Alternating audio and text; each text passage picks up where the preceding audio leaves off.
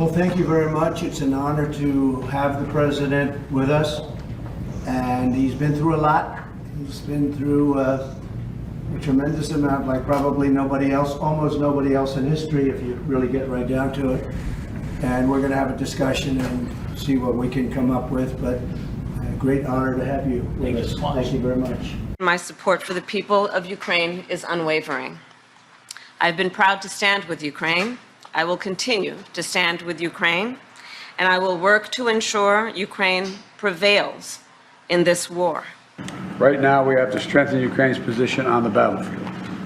And that's why today I'm proud to announce a new $2.4 billion package of security assistance.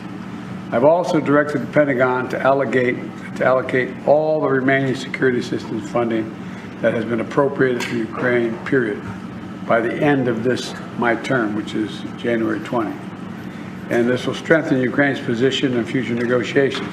Did you guys notice a similar theme here? So Donald Trump was the only guy who was speaking without notes. Both Kamala Harris and Joe Biden had their trusty notes to help them deliver their messages. And again, the Harris-Biden administration has decided that it's only right to provide billions of dollars more to Ukraine. The goal of sending over money is supposedly to end this war that we've heard forever, like forever and ever and amen, right? And guys, before we get started, I just want to say thank you guys so much for hanging out with me. Thank you for hitting the like button and subscribing to the channel. Let's get started. The Vice President suggested today that your strategy with Ukraine amounts to surrender to Russia. How do you respond to that? No, I don't think so. I don't think so. And it's not a surrender.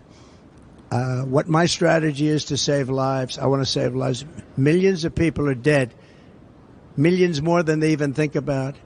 And it's not my fight, but it is a fight to save humanity. Would you encourage That is a Zelensky to give up territory to terrible, peace? let me explain. That is a terrible war that would have never happened. And it didn't happen. I even have Democrats. I watched them on Deface the Nation and some of the shows this weekend. And they said, well, we agree that it wouldn't have happened if Trump were president. I was very generous of them. And that kind of leads me to talk about what's been happening behind the scenes. So Donald Trump Jr., he took to X to call out Zelensky, even though his father has approved a meeting with the troubled president. So in his post, the younger Donald Trump said this about Zelensky's visit to the country, quote, "So a foreign leader who has received billions of dollars in funding from American taxpayers comes to our country and has the nerve to attack the GOP ticket for president? And he does this right after a pro-Ukraine zealot tried to assassinate my father? Disgraceful," end quote. Now, at this point, guys, we know that it's either Joe Biden or Kamala Harris that's essentially signing off to more money and weapons to the Ukraine. And him going after Donald Trump pretty much just kind of like shows his loyalty to the Democratic elite. In fact, he even went on tour of the weapons that his country will be using against Russia, a move that drew sharp criticism from many Republicans. Criticism that has also been targeted at Governor Josh Shapiro. Check this out. Pennsylvania Governor Josh Shapiro is getting slammed for recently visiting a military facility in Scranton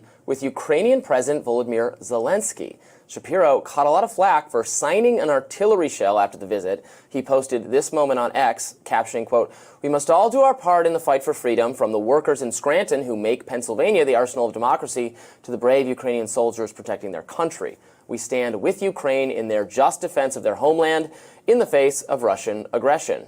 GOP Congresswoman Marjorie Taylor Greene blasted Shapiro, posting on X, quote, "I am 100% against this, and so are most Americans. The U.S. is funding the Ukraine government at $1 billion per month to keep it running and funding most of the war by providing weapons, ammo, and equipment. The U.S. should be negotiating peace, not fueling war."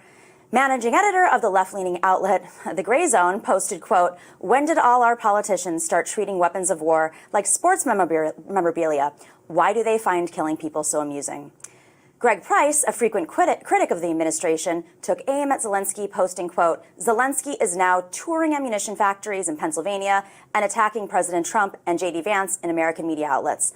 A foreign leader is essentially campaigning for Harris on American soil." Now think about that for a second, guys. This guy is a foreigner. Yes, he's the president of Ukraine, but that doesn't give him the right to be meddling up in our politics. You know what I'm saying? And it's very clear that he's hoping that Kamala Harris wins this year's election. The problem for Zelensky is that it's probable that Donald Trump is winning this year. And even he himself had to admit this because he also met up with him, as you guys saw just a minute ago. He's also not smiling, completely opposite to his experience with Governor Shapiro, because he understands that the goal of Donald Trump is different. He wants peace between these countries. Harris and Joe Biden, on the other hand, they're completely supportive of this continuing bloodshed. They want to keep giving Zelensky billions upon billions of dollars. All of that will stop if Donald Trump wins. How much y'all want to bet that I'm right on that, right? And I believe that Zelensky understands this because this is what he said when he was interviewed with the former president. We need justice. We need justice. It's so important to have justice for the people, especially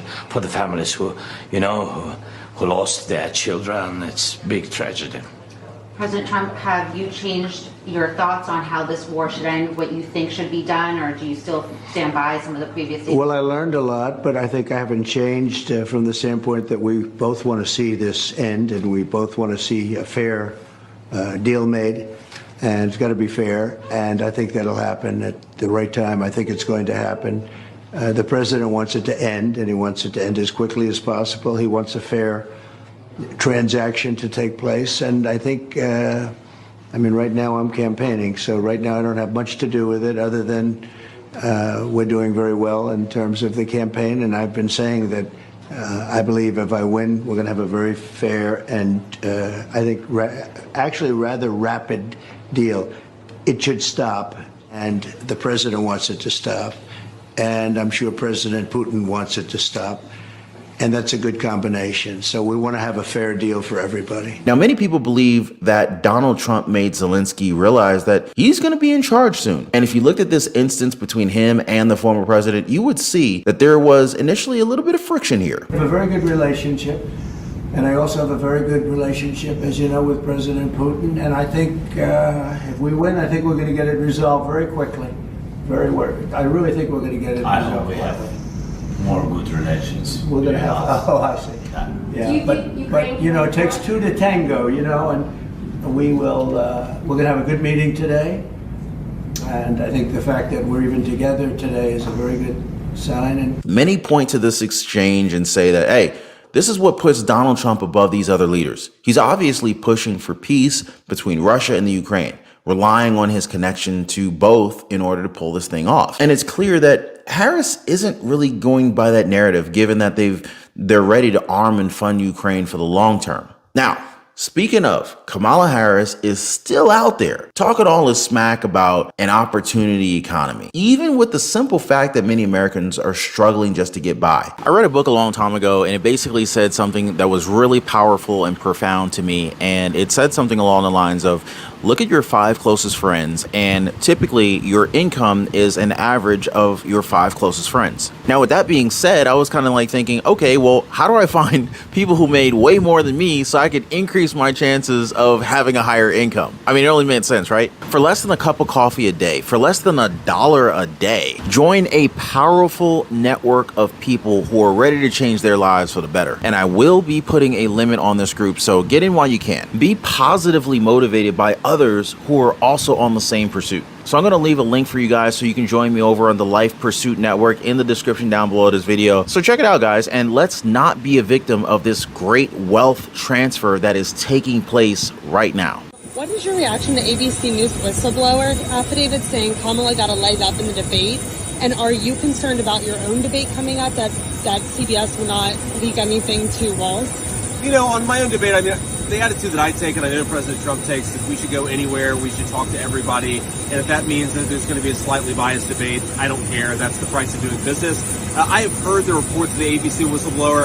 I haven't seen anything about it myself. My attitude is, of course, if it happened, it's disgraceful and should be a national scandal, but it's one of those things where I'd like to see a little bit more information come in before I actually develop an opinion. So at this point, guys, we need 1 or 2 staff members from ABC to also come out and be brave enough to echo what this person's claiming, just to prove that this is not a conspiracy. Because seriously, guys, I read the affidavit for you, and what it says, the claims that it makes about the debate, preparation process, and ABC News involvement, it would make your skin crawl from disgust. So the first one is the most obvious, that Kamala Harris was given access to sample or similar questions before the debate. Now, a lot of people have commented how well rehearsed her answers were to the questions. So getting these sample questions would definitely have given her an advantage over Donald Trump by allowing her to better prepare for the specific topics that were going to be raised. But even worse than being given the questions is the claim that Kamala Harris's campaign also actively controlled the kind of questions that were going to be asked. For one, the affidavit claimed that they actively blocked ABC News from questioning Joe Biden's health. True enough, we didn't hear a peep about it, even though it's something that has been debated throughout the election. It's why they had to switch in Harris last minute, right?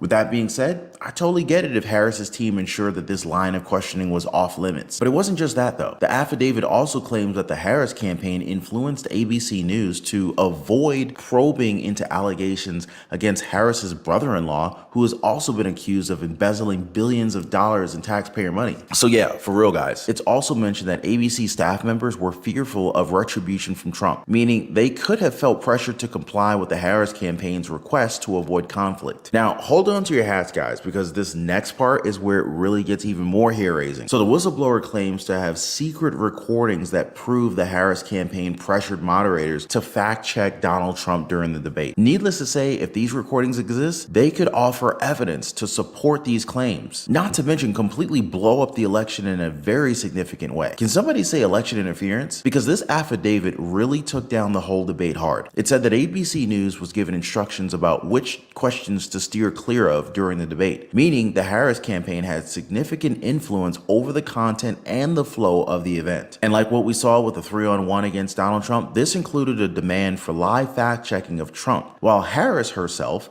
faced no scrutiny, even when she made statements that were factually questionable. Now, let me tell you guys, things are really going to start happening real fast out here because the whistleblower has reportedly signed the affidavit in New York and also sent a copy to Speaker Mike Johnson, meaning it is now in the hands of political leadership already. So we could see a House investigation into the matter pretty soon. Because seriously, guys, even without this affidavit, people have some serious questions about the Trump-Harris debate. Just check out this breakdown from Fox's Laura Ingraham. The devil's bargain. That's the focus of tonight's angle.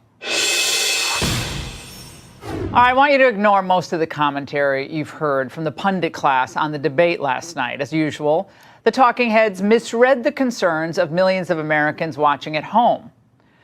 Tonight, I'm going to give you the key takeaways from the debate. First, ABC's moderators were essentially acting as Kamala Harris's debate coaches.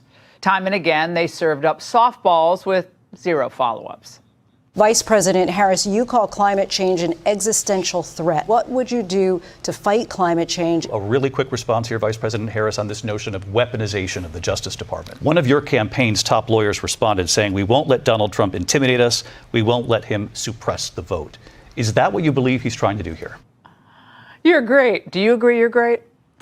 Now, this was entirely predictable. Now, remember, a top exec at Disney, whose portfolio includes ABC News, is a longtime pal of Kamala Harris. But another key point, and I think very, very important, is that Vice President Harris showed us last night that she's really not a lot more than a puppet of the failed D.C. establishment. Now, she took weeks to rehearse, during which she said had no adversarial press interviews, and then, with a friendly panel, showed that she can memorize some lines and speak in platitudes. From the start, Harris knew she would not be fact-checked or asked real follow-up questions. But still, even with her absurd ABC running mates helping her, Harris revealed a lot about herself. And the picture was not altogether positive. Regular Americans who don't sit in studios like this, who don't get paid to talk for a living, will not be moved. She didn't talk about her policy changes between 2020 and 2024. Her whole centrist, moderate stance is just a facade. She's saying she can fix the problems that her administration has caused, but I just don't know if I can afford to take that risk. All these policies that she's saying she's going to implement on day one of presidency, why does she have to wait until, January 20th to do that? So yeah, it wasn't just Laura Ingraham or Fox News. Even voters are unconvinced by that ABC debate and Kamala Harris. Why wasn't the perimeter of that golf course swept? Why did agents not find a guy who was there for 12 hours before he started pointing a rifle at the former president of the United States. I mean, clearly, we've got some issues here with the Secret Service, and I think it begins at the top. Okay, two things here. Here's the acting Secret Service Director, Ronald Rowe. Just yesterday, he was asked a very specific question that you just described there. Watch here. How many times did your agents go around the perimeter and scope out the golf course during the 12 hours that this guy was holed up in the shrubbery? So this was an off-the-record movement. It wasn't a site that was on his scheduled. It wasn't part of his schedule. So there was no posting up of it because he wasn't supposed to have gone there in the first place. What he means to say is zero. But the answer there is 0 times. They didn't do a protective sweep. And when he says that it was off the record, it just means it wasn't publicly available. And one of these reports, I just want to read this for our audience, ask you a very specific question. The resulting findings are highly damaging to the credibility of the Secret Service and DHS, Department of Homeland Security. They reveal a compounding pattern of negligence, sloppiness, and gross incompetence that goes back years, all of which culminated in an assassination attempt that came inches from succeeding. That's referring to Butler 2 months ago. What do you mean it goes back years? Define that for our audience here. What whistleblowers have told me, Bill, is that over a series of years, Secret Service leadership has steadily reduced the number of agents available in the field. They are now having to rely more on Homeland Security agents who are not trained. One of the whistleblower revelations is that most of the agents in Butler that day in July were not Secret Service, and they weren't trained. They had never done protective work before. Their only training was a webinar, a Zoom call. Then just last year, the FBI was tipped off again. The Wall Street Journal tells us that Ruth acted so erratically while in Ukraine, other Americans reported him. This included a woman who said his threats of violence worried her so much that she spent an hour with a Customs and Border Protection officer and filed a report with the FBI and Interpol. The woman said that he talked about wanting to kill Putin and Kim Jong-un, and that he mentioned Trump and Biden, but she couldn't remember if there were specific threats. Let's discuss this with Rich Staropoli, former Secret Service agent. Rich, did the feds drop the ball here? Yeah, absolutely, they dropped the ball once again.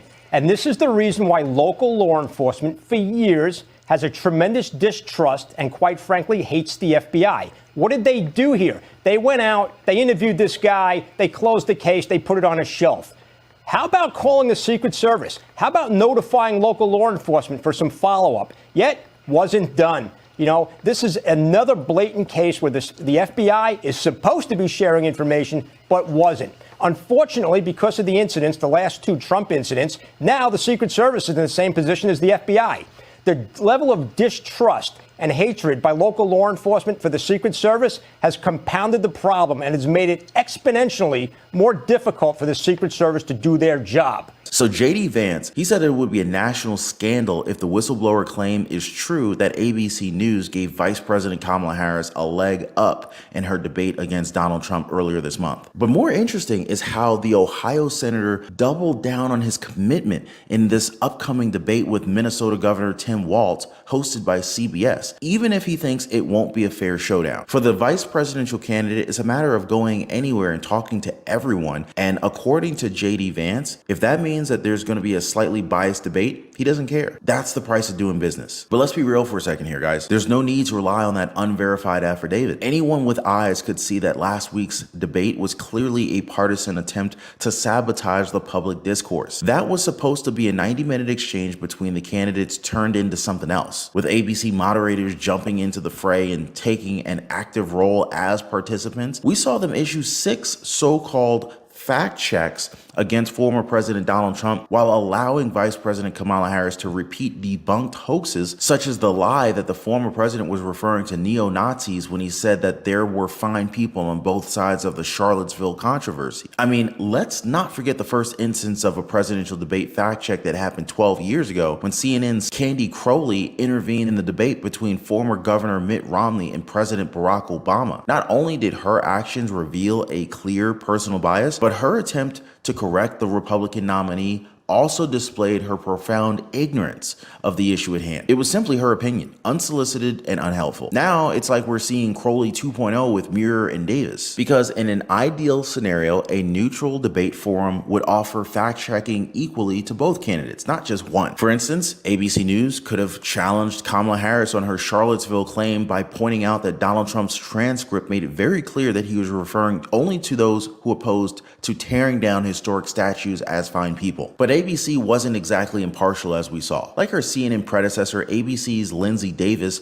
fact-checked Donald Trump on an issue that she herself didn't fully understand. She confirmed that there is no state in the country where it is legal to kill a baby after it's born, as if she were speaking from the Democratic platform. Yet, former Virginia Governor Ralph Northam, a Democrat, once described in a radio interview what can happen during a partial birth abortion procedure. The infant would be delivered. The infant would be kept comfortable. The infant would be resuscitated if that's what the mother and the family desired, and a discussion would ensue between the physicians and the mother. So, where's the lie, Davis? Now guys, I did a previous live stream where I discussed and I showed just how Donald Trump visited a local store in Pennsylvania. Kamala Harris is pissed off because this footage of Donald Trump's visit to this grocery store has gone viral. So Kamala Harris is literally just, she's not happy about this. But anyway, guys, make sure you guys watch that video right after this one. As always, appreciate you guys watching. Thanks for hitting the like button and subscribing to the channel. We'll see you guys next time.